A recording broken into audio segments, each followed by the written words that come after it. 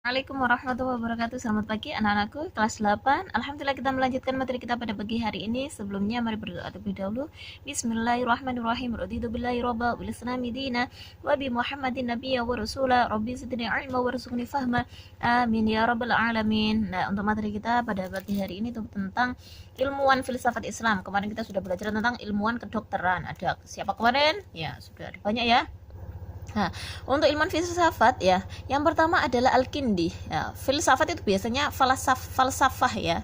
Itu merupakan pengetahuan tentang kebenaran yang dipahami oleh akal manusia. Jadi bersifat tentang suatu kebenaran yang diterima oleh akal manusia. Yang pertama itu filosofinya adalah Al-Kindi. Al-Kindi itu filosof muslim pertama.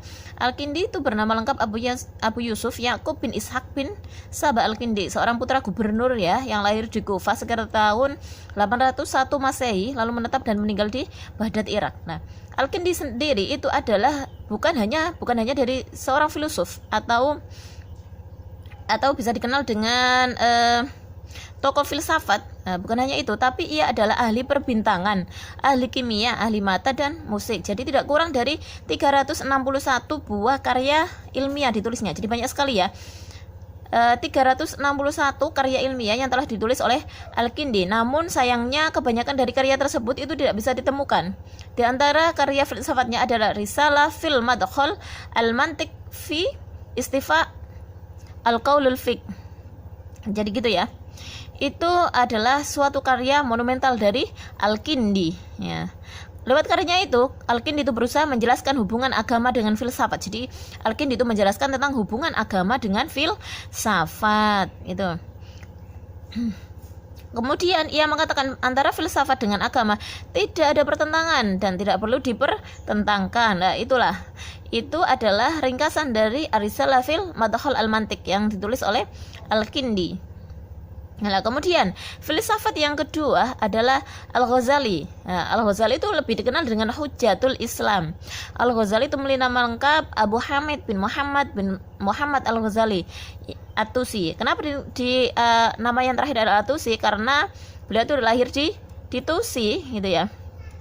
Kemudian terus itu yang ada di Khorasan ya, pada tahun 1059 Masehi dan wafat pada tahun 1111 Masehi. Guru Imam Muzadi adalah Imam Haramain Al-Juwaini, seorang ulama besar dan mengajar di Madrasah An-Nizamiyah Baghdad, Irak. Jadi Madrasah Nizamiyah itu adalah madrasah yang besar pada waktu itu ya.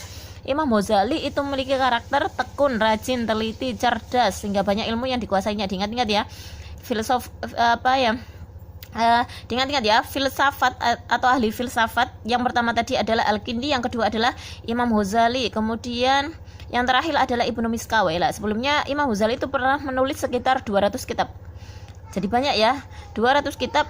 Karyanya yang terkenal adalah Tahafut Falasifa atau Kerancuan Filsafat, kitab yang membahas tentang filsafat Islam. Kemudian ada Ihya Ulumuddin. Ihya Ulumuddin itu dikarang juga oleh Imam Ghazali. Ihya Ulumuddin itu adalah suatu kitab tasawuf yang membahas tentang kaidah dan prinsip dalam mensucikan jiwa. Jadi kalau orang ingin mempelajari tasawuf dan mensucikan jiwanya, itu pelajari saja Ihya Ulumuddin yang tebal ya, ada 4 juz ya. Kemudian Imam Maskawai ya. Yang ketiga adalah Imam Maskawai. Imam Maskawai itu memiliki nama lengkap Abu Ali Ahmad bin Muhammad bin Maskawai. Lahir di Iran pada tahun 932 dan wafat pada tahun 1030. Imam Maskawai itu merupakan sosok ilmuwan muslim bidang ilmu filsafat akhlak ya.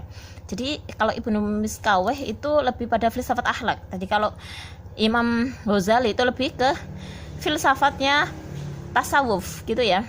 Dibedakan seperti itu ya. Kalau Al-Kindi itu dilihat lagi ya, Al-Kindi. Kalau yang pertama Al-Kindi itu lebih pada langsung ke manteknya, Risalah fil Madkhal. Jadi langsung dalam pola pemikiran. Jadi kalau pola pemikiran itu adalah Al-Kindi, pemikiran yang mendalam. Kemudian kalau Al-Ghazali itu pada filsafat tasawuf. Kalau Ibnu Miskawai itu lebih pada filsafat akhlak gitu nggih. Nah, selama hidupnya Ibnu Miskawai itu banyak menghasilkan karya tulis yang sangat luar biasa dan berpengaruh pada perkembangan ilmu filsafat di kemudian hari. Di antara karyanya itu yang terkenal adalah Tahdhibul Akhlaq wa Tahrul A'raq, yang menjelaskan tentang cara untuk meraih akhlak yang stabil dan perilaku yang lurus gitu ya. Semua itu sudah diteliti ya. Jadi semua ilmuwan yang ada pada zamannya itu sudah mencari dan terus mengembangkan keilmuan sampai pada batasnya.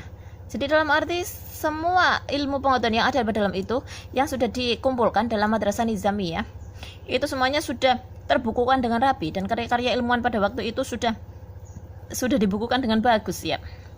Nah, perlu diingat ya, kemarin ilmuwan bidang kedokteran siapa? Ali bin Rabban At-Tabari ya, dokter masyhur abad klasik. Kemudian ada Ar-Razi ya, penemu cacar air dan darah tinggi. Terus kemarin ada Ibnu Sina yang lebih dikenal dengan Avicenna lah. Sekarang tadi ya, kalau hari ini tentang ilmuwan filsafat Islam yang bernama Al-Kindi, kemudian Al-Ghazali, kemudian yang ketiga adalah Ibnu Miskawih. Nah, Ibnu Miskawih ini perlu dicontoh ya, akhlaknya yang luar biasa, filsafat akhlaknya juga banyak terbukukan ya, terutama di Tahdhibul Akhlak. Itu bisa dilihat juga.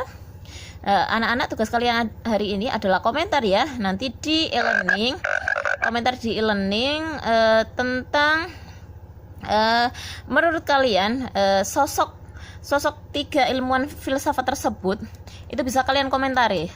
Contohnya Ibnu Miskawih ini seperti ini gitu ya. Nanti komentarnya seperti itu ya. Jadi menjelaskan tentang salah satu ilmuwan filsafat. Jadi tugas kalian itu menjelaskan salah satu ilmuwan filsafat, boleh Al-Kindi, boleh Al-Ghazali, boleh Ibnu Miskawih ya, Ibnu Miskawih. Nanti tidak boleh menjelaskan seperti ini ya. Ibnu Miskawih lahir pada tahun ini dan ini, tidak usah seperti itu, langsung pada